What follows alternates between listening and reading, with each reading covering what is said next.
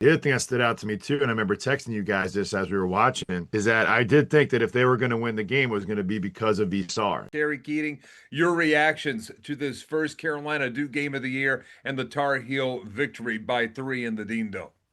Yeah, it didn't start out great for the Tar Heels by way of what DG just laid out of all the guys that were scoring not named Boozer. And I'm not even counting his brother in that.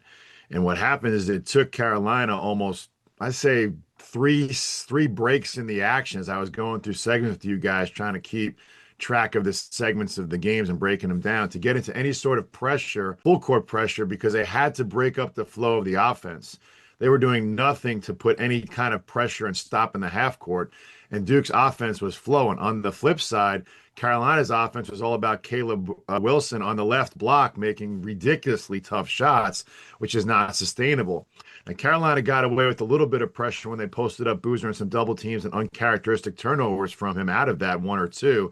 But they needed to pace the game or needed to change the pace of the game.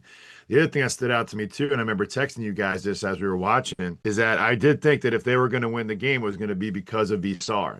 He was going to have some sort of impact. As David's been talking about over the last 2 or 3 weeks, he and Kayla have really been the anchors for this team, but he's had his ebbs and flows.